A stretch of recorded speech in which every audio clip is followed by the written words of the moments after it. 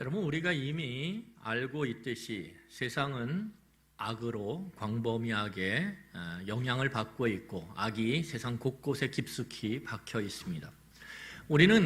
우리가 사는 세상 가운데 악이 광범위하게 그리고 깊숙하게 박혀 있다는 걸 어떻게 알 수 있냐 하면, 지난번에 살펴봤던 것처럼 이 솔로몬이 바라보던 그 시대에도 동일하게 사회의 악들은 끊어도 그것이 끊임없이 자라는 엉겅퀴처럼 사회 곳곳에서 자라나면서 그 사회를 학대 사회로 만들고 또한 경쟁 사회로 만들고 그리고 중독의 사회로 만들었다는 것입니다. 여러분, 학대 사회가 되고 그리고 경쟁 사회가 되고 중독의 사회가 이루어지는 것 속에서 사람들이 신음했다라는 거예요. 아파했다라는 거예요. 한 가족 안에서도 학대가 일어나고 한 가족 안에서도 경쟁이 일어나며 그 한 가족 안에서도 중독으로 인해서 어린 영혼들이 신음하며 아파하며 아내들이 신음하며 아파하는 일들이 그때나 지금이나 동일하게 일어나고 있다라는 거예요. 여러분, 인터넷에 조금만 학대 딱 치면 온갖 사건들이 쫙 떠요. 그리고 차마 그 사건들을 입에 담기도 부담스러울 만큼 그런 악한 모습들이 우리 안에 너무 가까이 있다라는 거예요. 너무 가까이. 여러분, 이 모습들을 보면서 우리의 마음에 갖는 소원이 뭐냐면, 이런 사회가 좀 바뀌었으면, 학대받는 아이들이 좀 이제는 즐겁게 생활했으면, 경쟁 가운데서 서로 앞에서는 막 웃는데 뒤에 가서 그 사람을 헛듣고 그 사람을 해코지하려고 그렇게 하는 것들이 좀 이젠 사라졌으면, 여러분, 그런 게 우리의 소원 아닙니까? 그래서 우리는 경쟁하지 않고 서로가 서로를 돕는 그런 아주 미담, 아주 따뜻한 이야기들이 전해오면 마음이 너무 기뻐요. 야, 살만하구나 세상은. 학대에서 자유케 돼서 그 아이가 그 부모로부터의 학대로부터 자유케 돼서 어떻게 합니까? 열심히 자기의 삶을 살아가면서 나중에 건강한 성인으로 딱 세워진 그 이야기를 들을 때 우리는, 야, 그래, 저렇게 살아야지, 저렇게 내가 그런 역할을 해야지, 이렇게 우리는 마음을 가져요. 그런데 문제는 뭐냐면, 이런 변화를 사회 가운데 이루기 위해서 사람들은 크게 두 가지에 집중을 해요. 하나는 뭐냐면 교육이에요. 그래, 교육을 하면 사람이 바뀔 거야. 그래서 여러분, 이 시대는 교육에 어마어마한 돈을 쏟아 넣어요. 배우면 바뀔 거야. 또 하나는 무엇입니까? 제도를 바꾸면, 시스템을 바꾸면 이 사회는 좀 더 나아질 거야. 그래서 그 제도를 바꾸고 시스템을 개선하는 일에 정치가 앞장서기를 원하고 정치인들이 그 일에 온 힘을 다 쏟기를 원해요. 그래서 두 가지, 교육과 정치를 바꾸면 이 사회가 그래도 좀 더 살만한 세상이 되지 않을까라고 하는 소망을 갖는다라는 거예요. 근데 문제는 뭐냐면, 이 정치와 교육에 기득권 세력이 깊이 또아리를 들고 자기의 그 이익을 놓지 않는다라는 거예요. 그래서 여러분, 어떤 말이 생깁니까? 교육 마피아, 정치 마피아. 마피아는 조폭이죠, 조폭. 제가 예전에 러시아의 모스크바에 이 강의를 하러 간 적이 있어요. 그 신학교가 있는데, 은혜 신학교라, 그레이스 세미너리라고. 제가 이제 그 은혜 신학교에는 러시아 학생들도 있지만, 그 러시아에서 독립했던 뭐 우즈베키스탄, 키르기스탄, 투르크메니스탄, 뭐 이런 스탄으로 끝나는, 이 스탄이 땅이라는 뜻이거든요. 키르기스탄은 키르키인들의 땅, 뭐 이런 뜻이에요. 그런데 이제 그 중앙아시아에 있는 그 학생들이 와서 거기서 기숙을 하면서 공부를 했어요. 제가 이제 거기에서 일주일 동안 이제, 제가 러시아를 못하니까 통역으로 이제 가르쳤는데, 제가 가르치면서 어떤 얘기를 들었냐 하면, 이 정치 마피아죠. 조폭이 있었는데, 그 마피아들이 쫙 있는 그 조폭 그 카지노가 있었어요. 카지노가 있었는데, 그 1층, 호텔 1층 카지노 하는 곳을 정치인들이 군대를 시켜가지고 어떻게 했냐면 탱크를 몰고 와서 다 부셔버렸어요. 어마어마하지 않습니까? 제가 그런 곳에 있었어요. 일주일 동안. 그러면서 그 선교사님이 저를 이렇게 데려가면서 얘기를 해주더라고요. 여기가요, 목사님, 어마어마한 조폭들이 있어서 그 조폭들이 이 호텔 카지노를 꽉 잡고 막 서로 막 다툼을 했는데, 위에서 군대를 딱 시키니까 어느 날 탱크 몇 대가 와가지고 그냥 딱 정리해버렸다고. 스케일이 달라요. 여러분, 마피아는 조폭이죠, 조폭. 상명하복, 말하면 들어야 돼요. 그래서 교육 자체, 정치 자체가 악으로 가득해 있어요. 왜? 자기의 이익을 지키려고 하는 그 집단 이기주의가 어떠한 변화도 거부하거든요.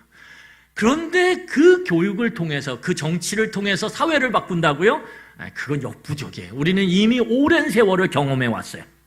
희망을 갖고 교육을 새롭게 하면, 희망을 갖고 정치를 새롭게 하면 뭔가 바뀔 것처럼, 그래서 살만한 세상이 될 것처럼 우리는 소망을 품었지만 그게 어느 순간인가 연기처럼 사라져버리는 거, 물거품처럼 그렇게 꺼져버리는 걸 우리는 이미 너무 많이 경험해 왔다는 거예요.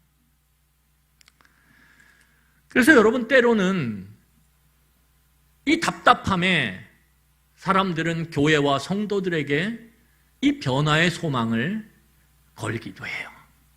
교회가 좀 나서줬으면. 그래서 1970년대, 80년대 군사 독재 시기에 교회가 나서서 좀 말을 해줬으면. 그래서 일부 교회는, 그리고 일부 교인들은 독재자를 향해서 외쳤고 말하고 그리고 항거했어요. 그래서 교회가 피난처가 됐어요. 민주화 항쟁을 하는 대학생들의 피난처가 됐고 그들을 돌봐주는 그러한 보호처가 되기도 했어요. 그런데 중요한 것은 2020년도를 살고 있는 우리에게 교회와 성도가 이 세상의 그 악의 모습을 변화시킬 만한 그런 소망이 있는 존재냐 이거죠. 세상 사람들이 2020년도에 교회를 향해서, 성도를 향해서 이 학대의 사회, 이 경쟁의 사회, 이 중독의 사회에 그래도 교회가 있기 때문에, 성도가 있기 때문에 그래도 소망이 있고 변화에 그래도 작은 불꽃이나마 소망을 갖고 기다릴 수 있다라고 그렇게 여기고 있고 그렇게 말하고 있냐 이거죠.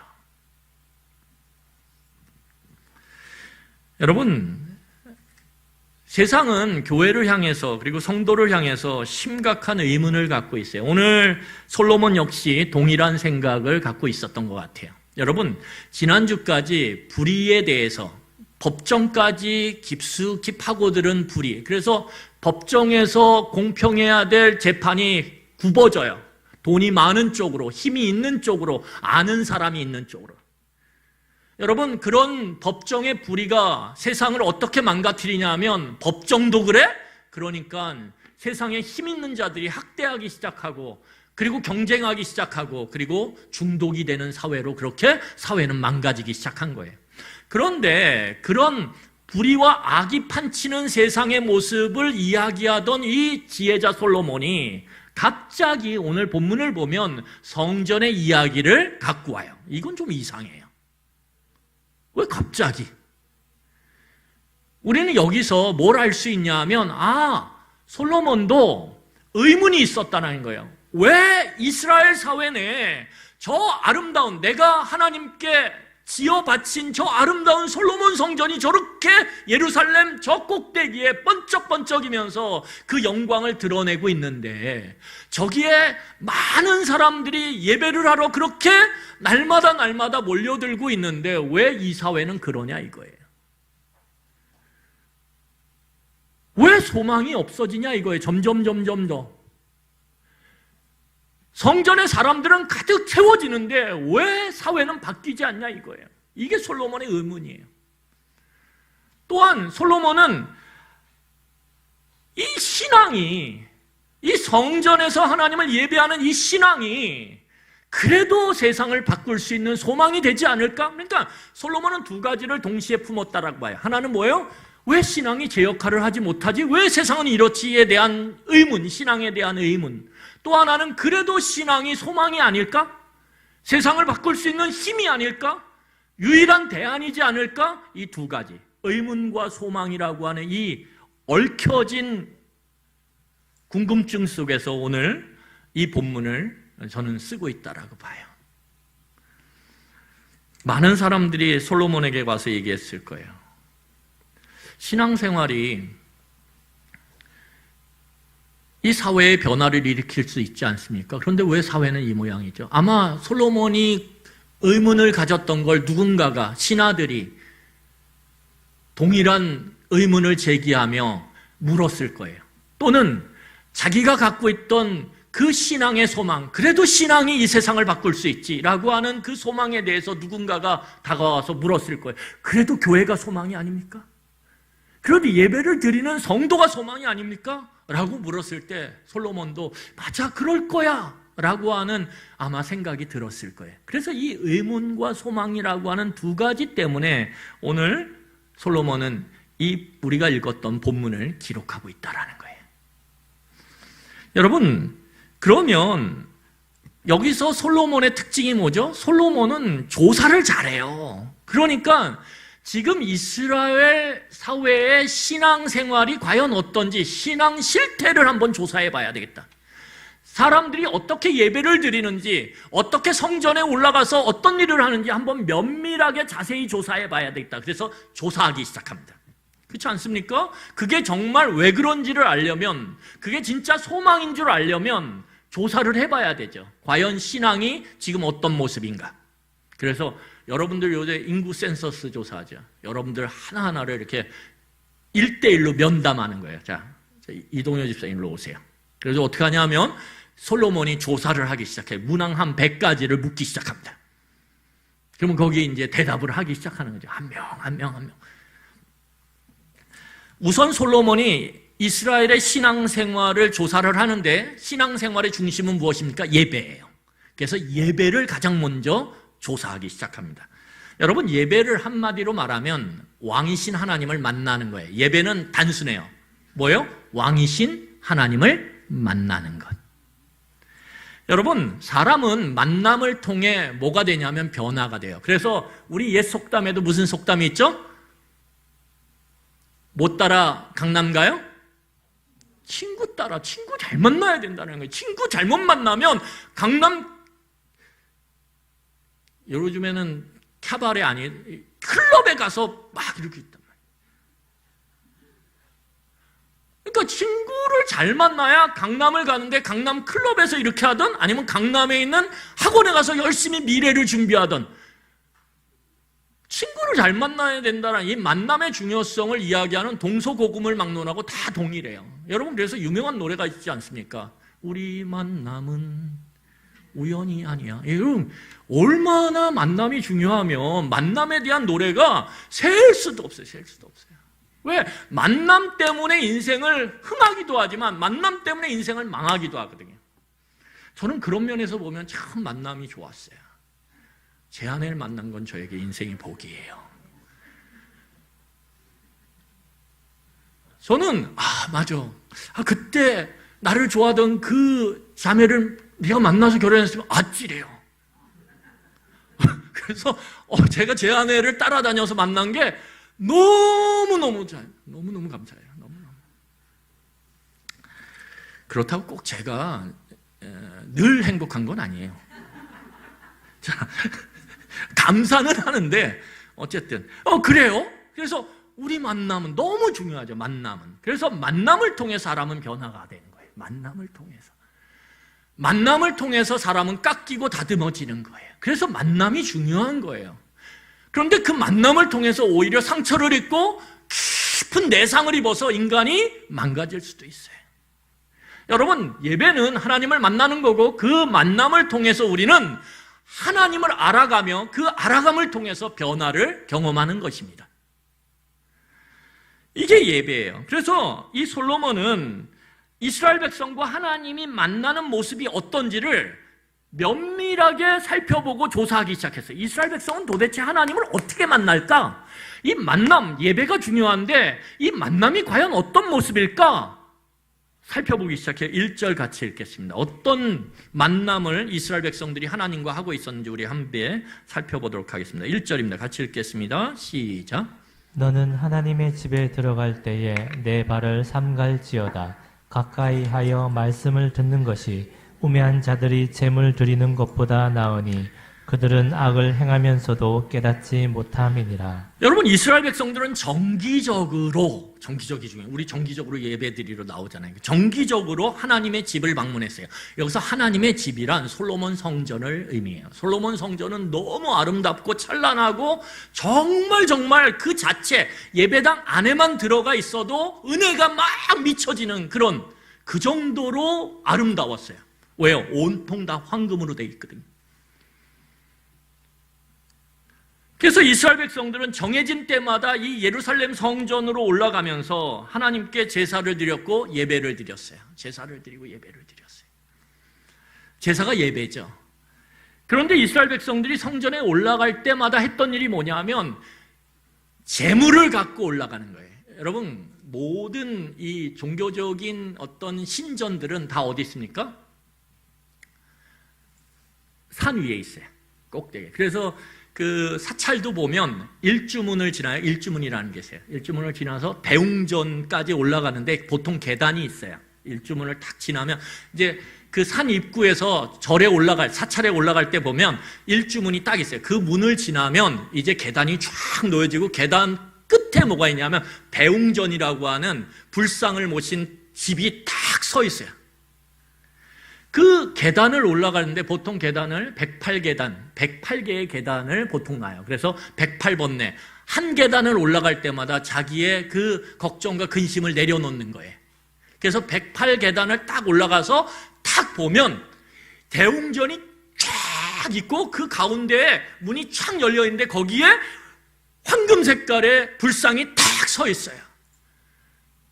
너무 좋을 것 같죠? 아니요. 108계단 올라오느라고 땀을 너무 흘려가지고 지쳐가지고 고개가 푹 숙여져요.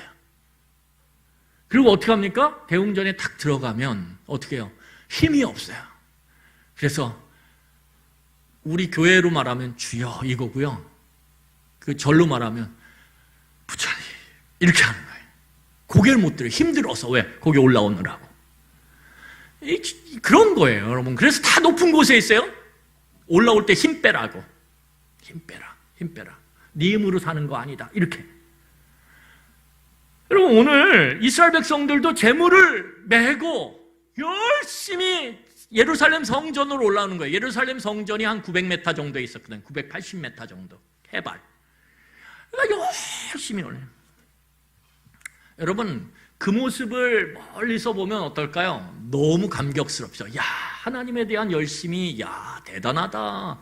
하나님에 대한 정성이 참 대단하다. 저 재물을 들고 예배 드리려고, 제사 드리려고 저 예루살렘 성전까지 낑낑대고 올라가는 모습, 땀 흘리면서 올라가는 모습, 얼마나 아름다워요. 여러분, 만약에 여러분들이 교회 오는데 막 교회에다 뭘 갖다 놓으려고 막 낑낑대면서 메고 오면 제 마음이 기쁠까요? 기쁠 수 있어요. 저 주려고 아니에요? 하나님께 드리려고. 여러분들이 만약에 추수감사제를 원래 우린 지난주에 1주년 감사를 했기 때문에 따로 지키진 않는데 추수감사절날 이렇게 교회들 앞에 보면 막 과일들을 싸놔요. 어마어마하게 싸놔요. 그래서 저는 그걸 언뜻 보면 진짜 제사 드리는 것 같아요. 그래서 좀 별로 마음이 편치는 않은데 막 싸놔요. 엄청 싸놔요. 여러분, 그거 싸놓으려고 막 귤 박스를 막 들고 막 와요. 그러면 어떨까요? 와, 제가 멀리서 보면 와, 대단하다. 야, 대단하다. 그러면서 뭐라, 목사님, 이 귤이요, 제가 하나님께 드리려고요, 제주도에 어저께 갔다 왔어요. 여러분, 그러면 저한테, 그걸 보는 저한테 감동이 밀려오겠습니까? 안 밀려오겠습니까? 안 밀려온다고 생각하지 마세요. 밀려와요. 밀려온단 말이에요. 솔로몬도 그랬단 말이에요. 솔로몬도 멀리서 보니까 재물을 여기다 이렇게 지고선 성전으로 올라가는 그 으쌰 으쌰 하면서 올라가는 그 모습이 너무 아름다운 거예요. 그런데 이 솔로몬은 그렇게 간단한 사람이 아니에요. 겉만 보고선 그렇구나 이렇게 확인 이렇게 하는 사람이 아니에요. 어떻게 해요? 그 사람들의 속모습까지도 조사하기 시작했어요. 속모습까지도 조사하다 보니까 이 겉과 속을 조사하는 과정 속에서 심각한 문제점을 발견하게 돼요. 그 문제점이 뭐냐 하면 오늘 본문에서 그래서 다시 한번 1절을 읽어보겠어요. 뭐라고 얘기하냐면 이렇게 얘기합니다. 1절 읽으세요. 시작.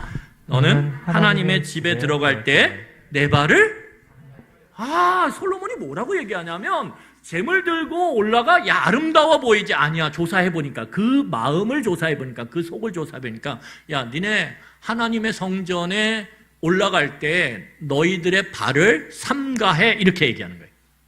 여러분 발을 삼간다라는 게 뭐예요? 발이 걸어가는 방향을 어떻게 하는 거예요? 조심스럽게 가려서 걸으라는 거예요. 발을 삼가라는 건 뭐냐면 너희들이 걸어가는 그 방향이 옳은 방향인지 그른 방향인지 조심스럽게 가리면서 가라는 거예요. 여러분 그러면 솔로몬이 뭐 때문에 그 정성스럽게 재물을 들고 그 높은 예루살렘 성전에 낑낑대며 올라가는 그 정성스러운 모습을 보면서 니네들 발이 걸어가는 방향 조심해 생각하면서 걸어 이렇게 이야기할까요? 여러분 이스라엘 백성들은 이 당시에 그 거룩하고 아름답고 영광스러운 성전에 재물을 갖고 들어가는 일에 집중했어요. 그러니까 성전을 간다 그러면 사람들은 어떻게 생각했냐면 재물 뭐 갖고 가지 이번에? 이거예요. 너 어떤 재물 준비했어? 나 이런 재물 준비했어. 너 대단하다. 네 신앙심은 참 좋다. 사람들은 재물을 갖고 신앙을 논하기 시작했어요. 관심은 오로지 어떤 재물을 갖고 그걸 갖고 성전에 들어가냐 이게 모든 사람의 초미의 관심이었어요. 여러분 재물을 드리는 이 행위는 굉장히 동적이고 시각적이에요. 여러분 재물이 만약 소라고 생각해 보세요. 그러면 소가 가만히 갑니까? 조용해. 소가 가만히 가는 게 어디 있어요? 올라가다 보면 소도 막 몸부림치고. 그런데 그게 그 재물을 낑낑대며 데리고 올라가는 그 사람에게는 엄청난 자부심이 됐다는 거예요. 왜? 동적으로 엄청난 몸부림을 치는 소. 사람들이 얘기해. 대단하다 저 사람. 저 엄청난 황소를 하나님께 바친다고 저걸 낑낑대며 데리고 올라가. 신앙심이 대단하네. 시각적이고 동적인 이 재물을 바치는 이 모습은 여러분 그 사람에게 뭘 가져다 줄까요? 뿌듯한 마음을 가져다 주는 거예요. 사람들이 웅성웅성거리며 자기를 높이는 듯한 나의 신앙을 그 사람들의 입술로 검증하는 듯한 그런 말을 들을 때 마음의 자부심이 쫙 차오르는 거예요. 뿌듯하다. 역시 나 하나님 사랑해. 나는 하나님을 참 잘 예배해. 여러분 사람들이 그 사람을 높이면서 끌어오르는 그 벅차오르는 감정을 갖고 그는 이제 예배를 끝마치고 내려갈 때 어떤 마음이 들었을까요? 오늘 예배 은혜로 왔다 이거지. 오늘 예배 은혜로 왔다. 그러지 않겠습니까? 그리고 집으로 내려가서 마을로 가서 뭐라고 외칠까요? 내가 오늘 성전에 그 큰 황소를 끌고 가서 하나님께 드릴 때 누렸던 그 엄청난 은혜를 간증하겠죠.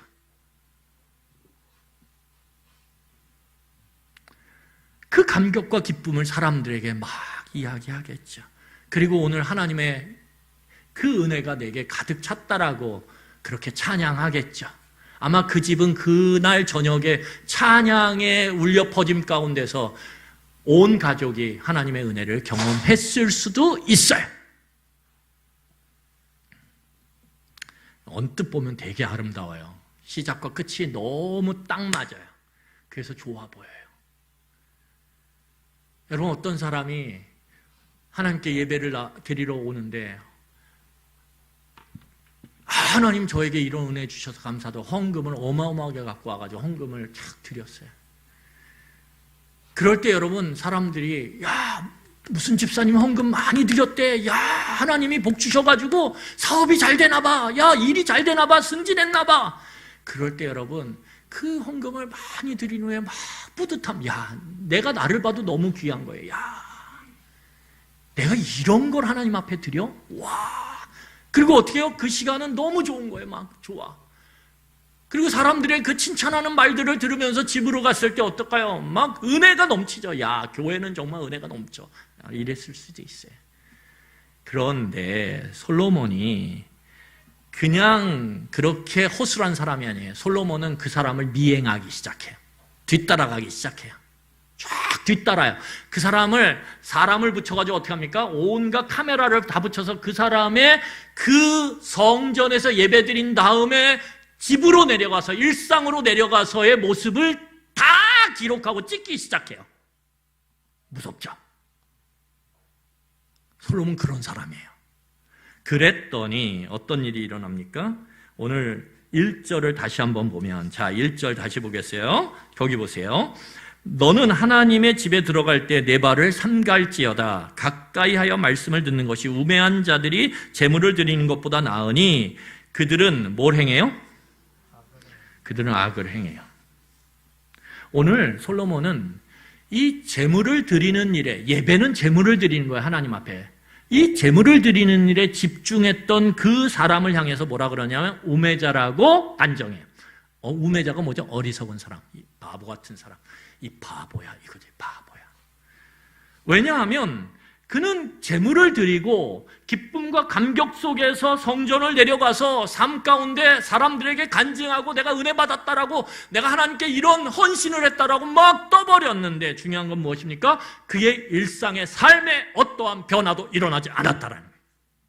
하나님을 만났는데, 왕이신 하나님을 만났는데 그 만남이 아무런 의미 없는 만남이었다라는 거예요. 변화가 없어요, 변화가. 그래서 오늘 성경 1절을 보면 뭐예요? 여전히 삶 가운데 악을 행하고 있다는 거예요. 누군가를 학대하고 있고, 누군가에게 뭐예요? 경쟁하면서 그 사람을 짓밟으려고 하고 있다는 거예요. 삶 가운데 일에 중독되고 무엇인가 중독된 그 삶을 끊어내질 못하고 여전히 거기에 빠져서 그냥 살아간다라는 거예요. 도대체 예배 왜 드렸냐 이거죠. 예배는 만남을 통해서 변화를 해야 되는데 아무런 변화가 없어요. 아무런 변화가. 또 왜 낑낑대고 재물 메고 왔냐 이거예요. 왜 낑낑대고 재물 메고 와가지고 막 그런 퍼포먼스를 했냐 이거예요. 아무런 변화가 없는데. 여러분, 토요일날 오후서부터 열심히 청소해요. 교회를 막 단장하는 일을 해요. 그런데 그리고서 어떻게 합니까? 예배 드릴 때 줘라. 여러분, 열심히 우리가 성가대가 없지만 솔로로 이번에 특성하겠습니다. 그래서 맨날 며칠을 솔로 준비를 했어요. 그래서 딱 대표 목사님, 제가 이번에 솔로로 한번 하나님을 찬양하겠습니다. 그래 하세요. 맨날 며칠을 하고 어떻게 합니까? 온갖 긴장 속에서 나와가지고 너무 잘했어요. 사람들이 와, 어떻게 저렇게 연습해서 저렇게 아름다운 찬양을 드릴 수 있었어. 근데 말씀을 듣는 순간 자요.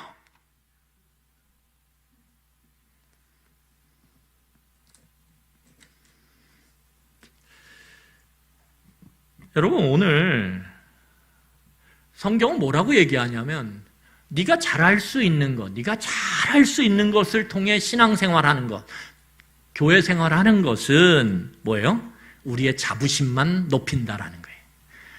여러분, 내가 잘할 수 있는 거, 내가 좋아하는 거, 그거 가지고 교회 안에서 신앙생활을 한다라고 생각하면 내 자부심만 높아지고요, 어떠한 변화도 우리 가운데 일어나지 않는다라는 거예요. 오히려 자부심이 높아져서 조금만 뭔가 그 자기가 하는 일에 누군가가 터치를 하면, 뭔가 말하면 어떻게 해요? 마음이 팍 상해가지고 에이씨, 내 교회 안 나가네. 그리고 분을 확 내요. 아니, 변화가 있어야 되는데 예배를 드렸으면 변화는커녕 오히려 더 악해져요. 나를 알아주지 않는 것에 대해서 더 화를 내고 더 분을 내고 관계가 소원해져요. 뭔가 문제가 있는 거 아닙니까? 오늘 솔로몬은 뭐가 잘못이라고 얘기하냐면 발의 방향이 잘못됐다는 거예요. 발의 방향. 여러분, 오늘 내 발을 삼가하라 하나님 앞에 올라갈 때는 반드시 기억해야 돼요. 하나님 앞에 올 때, 예배드리러 올 때, 하나님을 만나러 올 때는 내 발의 방향이 어디인지를 잘 조심스럽게 가리라는 거예요. 오늘 사도 바울은 뭐라 그래요? 너의 발의 방향을 진지하게 좀 생각하고 옮기라는 거예요. 하나님 앞에 올 때는. 그러면 발의 방향이 어디로 가야 돼요? 진정한 신앙은 발의 방향이 뭐예요? 재물을 드리는 쪽으로 가지 않아요. 어디로 가요? 말씀을 듣는 쪽으로 간다는 거예요. 그게 우선순위라는 거예요. 내가 드리는 것은 굉장히 동적이고 시각적이라고 그랬어요. 내가 주체예요. 내가 주체. 하나님, 제가 드립니다. 제가 이만큼 드려요. 제가 이만큼 하나님께 헌신해요. 내가 주체예요. 그럴 때의 위험성은 아까 내 자부심이 커지는 거예요. 사람들의 호응이 커질수록 내 자부심은 커지고 거기에 어떠한 변화도 일어나지 않습니다. 그래서 교회는 오히려 많은 것들을 드린다라고 하는 사람이 문제가 돼요. 나중에. 저는 그래서 너무 감사해요. 우리 교회가 많이 드리는 분이 없어요. 다 자기의 상황 가운데 정말 마음을 담아 드리는 분이지 막 저 많이 드려요. 목사님, 저를 좀 만나시죠. 왜요? 제가 이번에요. 재정 집사님한테 못 들으셨어요? 제가 이번에 헌금 많이 드렸잖아요. 저 좀 만나서 특별 관리해 주세요. 그런 분이 지금까지 한 분도 없었어요. 저는 앞으로도 없기를 바라요. 여러분, 그런 것에는 절대 변화가 일어날 수 없어요. 신앙생활의 핵심은 뭐냐면 하나님을 만나서 아까 말씀드렸듯이 변화가 있어요. 삶의 변화가 있어야 돼요. 사람을 대하는데 변화가 있어요. 특별히 약자를 대하는데 변화가 있어야 돼요. 그래야 그게 진짜 신앙생활이에요. 그게 진짜 하나님을 만난 거란 말이에요. 왜? 하나님은 약한 자를 향해서 그의 눈길을 두시고 그의 손길을 뻗으시거든요. 그럼 하나님을 만났으면 하나님을 닮아야 될 거 아니에요. 하나님의 마음을 알고 그 마음 방향대로 가야 될 거 아니에요. 여러분, 말씀을 드리는 방향으로 우리는 예배를 드리러 올라올 때마다 집중해야 돼요. 근데 이 말씀을 듣는 건 내가 재물을 드리는 것보다 훨씬 정적이에요. 그리고 청각적이에요. 정적이고 청각적이기 때문에 오늘 이 시대에 특히 맞지 않아요. 오늘 이 시대는 교회가 마치 잔치, 파티를 하는 것처럼 막 북적북적 사람들이 막 들떠가지고 호호호호호 안녕하세요 집사님. 죄송해요. 제가 좀 점잖게 해야 되는데 이래요. 그런데 오늘 솔로몬은 뭐냐? 그거 아니라는 거예요. 하나님 앞에 오는데 조용히 마음을 다듬고 하나님의 말씀을 들으려고 귀를 활짝 열라는 거예요. 오늘날 우리에게 되게 힘들어요. 왜? 우리는 시각적이거든요. 우린 동적인 걸 좋아하거든요. 근데 오늘 솔로몬은 눈을 뜨라는 거예요. 예배를 드리러 나올 때 귀를 활짝 열고 눈을 뜨라는 거예요. 그래서 어떻게 하라는 거예요? 하나님의 말씀을 들으라는 거예요. 왜? 그 말씀을 듣는 것이 예배에 가장 중요하기 때문에. 전능자를 만나는 순간이 예배고 그 전능자의 그 말씀을 듣는 시간이 예배라는 거예요. 그렇기 때문에 예배는 하나님의 말씀을 듣는 방향으로 우리의 발을 옮겨야 된다는 거예요. 왜요? 거기서부터 변화가 일어나거든요. 거기서부터. 하나님의 말씀, 전능자의 말씀을 귀를 열고 눈을 떠서 듣는 순간 우리의 마음을 집중해서 그걸 받아들이는 순간 놀랍게도 우리의 삶에 변화는 일어나거든요. 여러분, 하나님께 예배를 드리면서 하나님의 말씀에 온전히 집중할 때 우리의 악함과 불의가 무엇인지를 철저히 깨닫게 돼요. 말씀을 통해서.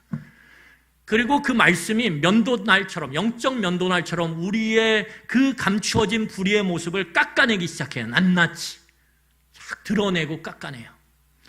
이게 말씀의 조명이에요. 말씀이 빛을 비치는 거죠. 쫙 우리의 그 감춰진 그 부분에 빛을 쫙 비춰서 어떻게 해요? 마치 레이저로 그 암덩어리, 그 암세포를 찢어서 없애듯이 그렇게 찢어서 없애는 거예요. 말씀의 조명 가운데서. 여러분, 그래서 한국교회의 무력함, 무기력함, 악에 대해서 어쩔 줄 모르는 그 모습, 오히려 교회가 악함의 온상이 되고 있는 그 이유가 무엇일까요? 한국교회가 말씀에 소홀해지기 시작했다는 거예요. 말씀은 많이 전하죠. 그런데 문제는 뭐예요? 이런 말이 유행하기 시작해요. 야, 졸아도 교회 가서 졸아. 무슨 말이에요?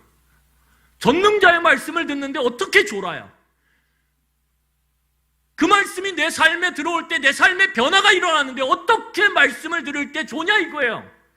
어떻게 그게 우리의 일상의 신앙생활 속에서 통용되는 말이 될 수 있냐고요. 여러분, 두 번째 보면 이제 솔로몬은 기도에 집중하기 시작합니다. 기도를 조사해요. 자, 신앙생활의 말씀, 그 다음에 뭐죠? 기도예요. 기도를 조사하기 시작해요. 오늘 예배의 방향이 잘못된, 발의 방향이 잘못돼서 예배의 방향이 말씀을 가까이 듣는 방향으로 가는 게 아니라 제물을 드리는 방향으로 갔던 그 어리석은 사람이 하나님 앞에 기도하는 모습은 어땠을까요? 당연히 잘못되겠죠. 심각한 문제를 드러내요. 우리 2절 같이 읽겠습니다. 2절 같이 읽겠습니다. 시작. 너는 하나님 앞에서 함부로 입을 열지 말며 급한 마음으로 말을 내지 말라. 하나님은 하늘에 계시고 너는 땅에 있음이니라. 그런즉 마땅히 말을 적게 할 것이라. 여러분, 오늘 솔로몬이 면밀한 조사 과정을 통해서 밝혀낸 이 어리석은 자의 기도에 문제점이 있었어요. 그게 뭐냐면 이 사람이 하나님 앞에 나아갔는데 어떻게 해요? 함부로 그리고 급한 마음에 많은 말들을 하는 거예요. 많은 말들. 여러분, 함부로 말하는 것 그리고 급한 마음에 막 말을 쏟아내는 건 누가 하는 일이에요? 직장 상사가 하는 일이에요. 직장 상사. 그렇죠? 성격 급한 부모가 하는 일이에요.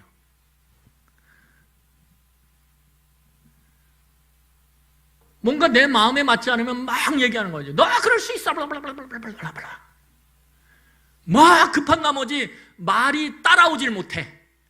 막 쏟아내요. 그 감정의 쓰레기들을 다 상대방에게 쏟아내죠. 그런데 그럴 때 여러분, 그것은 관계 안에서 어떤 거냐면 상대방을 무시하는 거죠. 나보다 낮고 약하고 보잘것없다라고 그 심중에 여기기 때문에 그렇게 하는 거예요. 여러분, 아무리 화가 나도요, 힘들어도요, 나보다 높다라고 생각하는 그 대상을 향해 우리는 함부로 얘기하지 않습니다. 욕을 섞어가면서 이야기하지 않아요. 급한 마음에 자기 말만 쫙 얘기하고 알았죠? 그리고 가지 않아요. 문 닫고. 오늘 이 예배의 방향이 잘못된 이 사람은, 이 어리석은 사람은 기도도 잘못돼요. 어떻게 해요? 하나님을 철저하게 무시해요. 왜? 하나님은 내가 드리는 대상이야.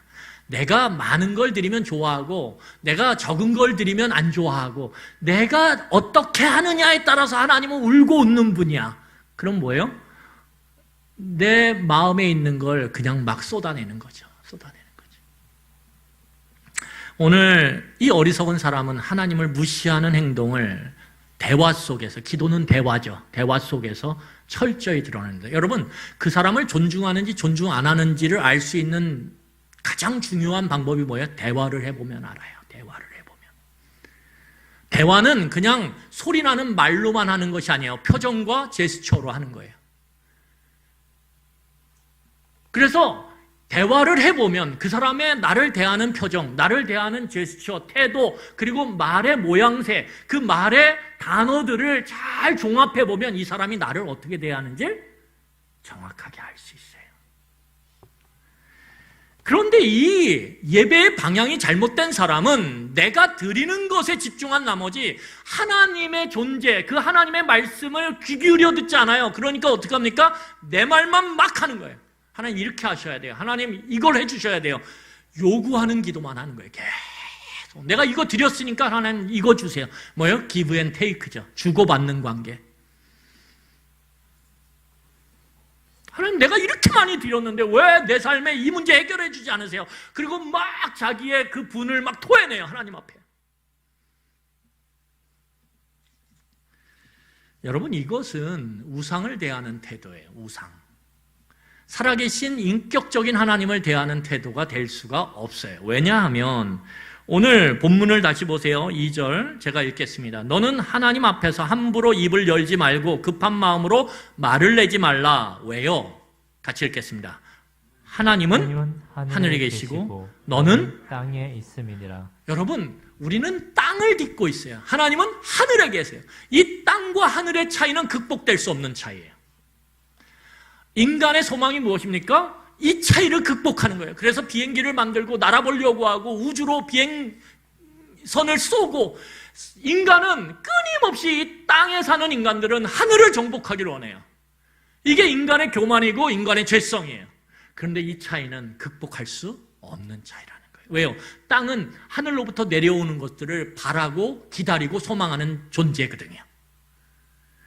땅은 자체에서 뭘 할 수가 없어요. 비가 내려야 돼요. 땅이란 존재는 하늘을 의존하지 않고는 살아갈 수 없는 존재예요. 그런데 내가 땅에 있는 존재라고 하는 걸 잊는 순간, 하나님이 하늘에 있는 존재라는 걸 잊는 순간, 우리는 하나님과 나 사이의 차이를 망각하고 어떻게 해요? 하나님을 무시하고 함부로 대하기 시작해요. 모든 악은 여기서 나오는 것입니다.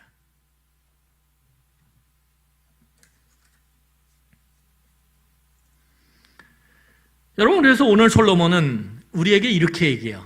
너는 땅에 있는 존재고 하나님은 하늘에 있는 존재이기 때문에 그 극복할 수 없는 차이를 똑바로 알고 바라보며 어떻게 하는 거예요? 하나님께 기도하라는 거예요. 대화하라는 거예요. 어떻게 해요? 하나님과 대화할 때 그 하늘에 계신 그분의 말을 어떻게 하라는 거예요? 땅인 우리는 들어야 된다라는 거예요. 그러니까 어떻게 되죠? 말을 적게 하게 되는 거죠. 여러분, 오늘 그 가운데서 이 어리석은 자가 기도를 막 해요. 하나님 앞에 함부로 막 쏟아내면서 기도해. 그러다 보니까 어떤 문제가 발생하냐 하면 오늘 본문을 보면 이런 문제가 발생합니다. 문제가 뭐예요? 아니, 서원이 잘못됐다라는 거예요. 서원이. 자, 우리 본문 보겠습니다. 자, 3절입니다. 우리 3절 같이 읽겠습니다. 오늘 3절 같이 보겠습니다. 시작. 걱정이 많으면 꿈이 생기고 말이 많으면 우매자의 소리가 나타나느니라. 여러분, 막 기도를 하다 보니까, 함부로 말하다 보니까 어떻게 해요? 그러다가 자기 분에 못 이겨서, 하나님, 제가 이번에 이거 하고 싶은데 제가 만약에 이거 들어주시면 이렇게 할게요. 조건을 걸어요. 이 조건을 건 간구 기도를 서원 기도라 그래요. 이 사람이 말을 많이 하다 보니까 어떻게 합니까? 충동적으로 서원 기도를 했다라는 거예요. 충동적으로. 하나님이 내가 움직일 수 있는 존재라고 생각하니까 어떻게 해요? 이거 요번에 이거 해주면 나 이거 할게요. 이렇게 조건을 걸기 시작했다라는 거예요. 여러분, 오늘 거기 보면 걱정이 많으면요, 뭐라 그래요? 3절에 꿈이 많아져요. 꿈을 많이 꿔요. 걱정이 많은 사람들은 밤에 아우 꿈자리가 사나웠어 이렇게 얘기하죠. 꿈을 많이 꿔요. 그런 것처럼 말이 많아지면 어떻게 되냐 하면 우매한 자의 소리가 나타난다는 거예요. 여기서 우매한 자의 소리가 뭐죠? 헛된 말이 나오기 시작한다는 거예요. 말을 많이 하다 보면. 그렇지 않습니까? 여러분, 말의 실수는 어디서 생겨요? 말을 많이 하면 실수가 생기죠. 말을 많이 하다 보니까 하나님 이거 해주세요. 저 이번에 이거 걸게요. 이렇게 되는 거죠. 이 어리석은 헛된 말의 소리가 툭 튀어나온다는 거예요. 여러분, 서원 기도는 하나님께 조건부로 약속을 걸고 간구하는 아주 절체절명의 기도의 내용이에요. 그래서 함부로 하는 게 아니에요.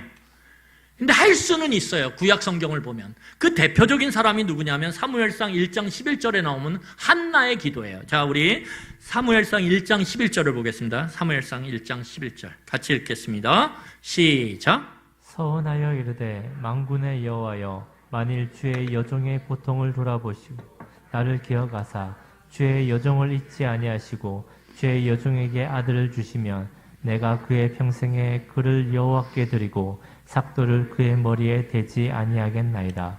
여러분, 오늘 보면 한나가 신실한 진짜 신앙인인데 이 사람이 정말 절체절명에 하나님께 조건부로 기도를 해요. 성원 기도를 해요. 그게 뭐냐면 하나님 저에게 아들을 주시면 제 아들을 하나님 앞에 드리겠습니다. 그리고 그의 머리에 칼을 대지 않겠습니다. 가위를 대지 않겠습니다. 거룩하게 구별되게 하나님 앞에 드리겠다라는 거예요.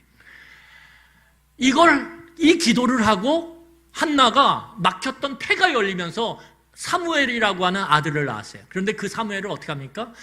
젖대자마자 실로에 있는 엘리 제사장의 그 집에다가 바쳐요.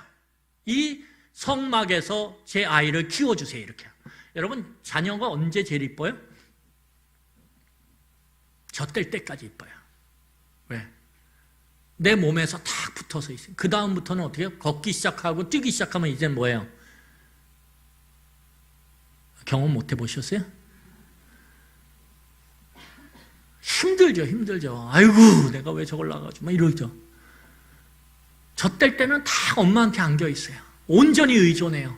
그런데 가장 예쁠 때, 가장 사랑스러울 때, 이 아이를 탁 약속대로 떼서 하나님 앞에 딱 드려요. 여러분, 이게 믿음이죠.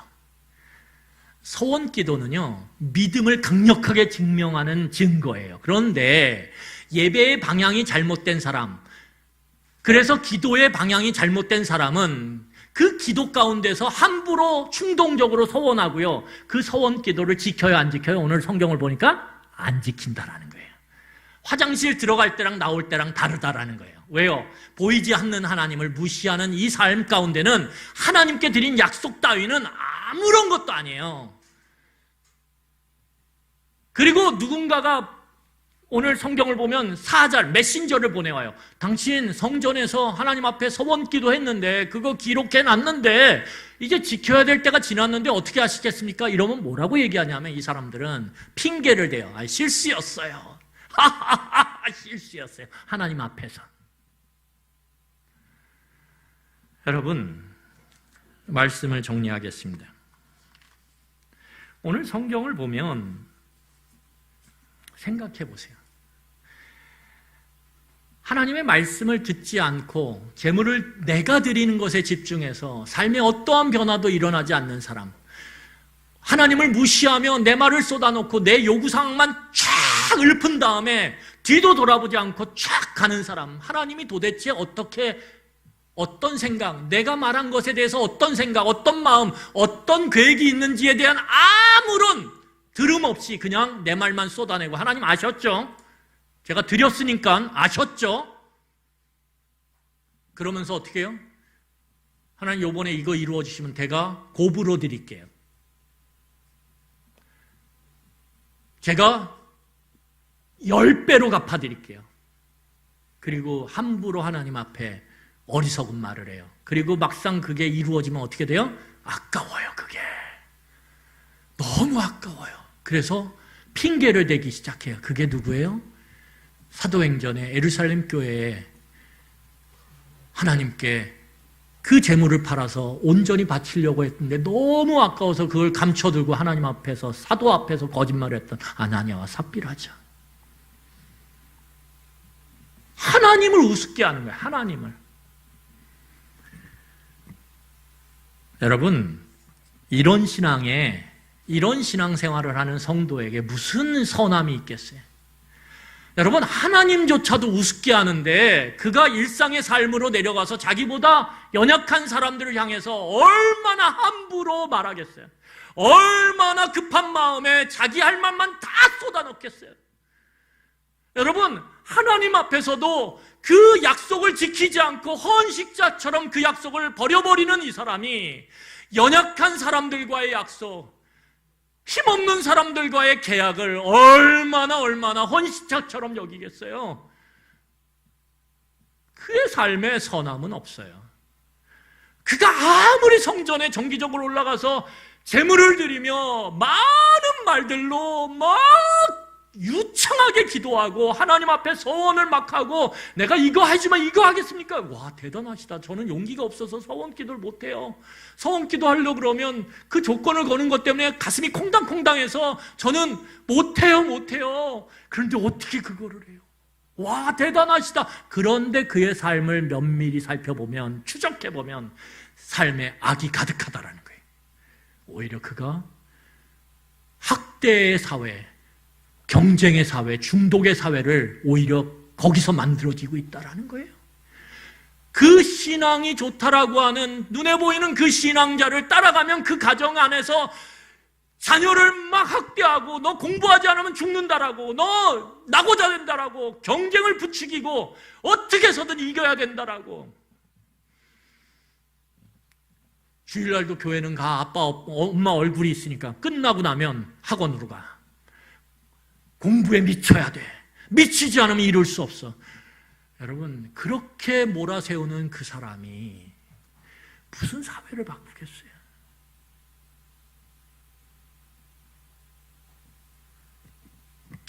오늘 솔로몬은 이 잘못된 신앙의 방향으로 걸어가는 이스라엘 백성들을 향해 그리고 우리를 향해 오늘 이렇게 방향을 제시하고 있습니다. 우리 7절 읽고 말씀을 마치겠습니다. 7절 읽겠습니다. 같이 읽겠습니다. 시작. 꿈이 많으면 헛된 일들이 많아지고 말이 많아도 그러하니 오직 너는 하나님을 경외할지니라. 아멘. 오늘 솔로몬이 바른 방향을 제시해요. 뭐라고요? 신앙생활의 가장 중요한 방향은 오직 누구만 경외하는 거예요? 여호와 하나님만. 여러분 거짓 신앙은요 외적으로 아무리 열심히 하고 아무리 크고 많은 것들을 하나님 앞에 드리는 것처럼 보여도 그 중심에는 내가 있어요. 자기 중심성 너무 강해요. 하나님이 어떤 생각을 하는지 하나님이 나의 삶에 어떤 계획을 갖고 계신지 들으려고 하지 않아요. 그래서 말씀을 듣는 일에 게으리예요. 말씀을 듣는 일에 하찮아예요. 말씀을 듣는 일에는 정작 졸아요. 말씀을 듣는 일에는 정작 무감각해요. 그리고 어떻게 합니까? 자랑해요. 내가 드린 것을, 내가 한 것을, 내가 헌신한 것을. 그런 신앙은 반드시 말이 많아지는 신앙이 되게 돼 있어요. 내 중심성을 갖고 있는 신앙은 계속 하나님 앞에 요구하고 말하고 그리고 따지는 신앙이 돼 있어요. 하나님을 우습게 생각하는 신앙으로 변질되게 돼 있어요. 그래서 하나님과의 약속 따위는 하나님과의 언약 따위는 하찮은 걸로 여기는 거죠. 내가 얼마든지 변개할 수 있는 것으로 마치 호떡을 뒤집듯이 얼마든지 하나님과의 약속 뒤집을 수 있는 걸로 그런 삶에는 결코 선함의 아름다운 향기가 피어날 수가 없어요. 어떤 변화도 일어날 수 없어요. 변화는 그래서 내 주변의 사람을 살게 만드는 변화는 내가 악을 뿜어내면 독을 뿜어내면 그것이 표정이든 말이든 행동이든 독을 뿜어내면 죽어요. 점점 죽어요. 우리는 그러면서 어리석게도 질문을 던져요. 내가 입혀주고 먹여주고 해주는데 왜 너는 죽어가냐고. 그런데 내가 죽이고 있는 거려. 내 온몸에서 독이 뿜어져 나오고 있는 거려. 왜요? 하나님을 예배하는 방향이 잘못됐으니까. 기도의 방향이 잘못됐으니까. 하나님의 약속, 하나님과의 약속을 우습게 여기니까. 연약한 사람을 대하는데 독이 안 뿜어져 나오겠습니까? 여러분 다른 사람과의 관계의 변화 그래서 선함의 향기가 사람들을 즐겁게 만들고 행복하게 만들고 변화시키는 그 중심에는 내가 하나님을 어떻게 바라보고 있느냐 하나님을 어떻게 내가 여기고 있느냐가 있는 거예요. 경외하는 것이 무엇입니까?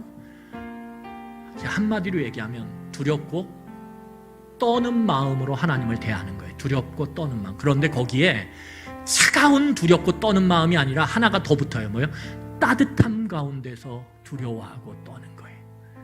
하나님은 우리를 다 받아주신다. 그런데 하나님이 너무 크고 너무 전능하시기 때문에 연약한 우리가 그 하늘과 땅 사이에서 그 차이 때문에 두렵고 떠는 거예요. 여러분 땅은 하늘을 두려워하지 않아요. 하늘을 무서워하지 않아요. 그런데 하늘은 땅에게 무서운 존재고 두려운 존재예요. 이게 무슨 말이에요? 하늘은 땅을 위해서 은혜를 베풀거든요. 그래서 땅은 하늘과의 차이를 인정하면서도 그 하늘을 바라봐요.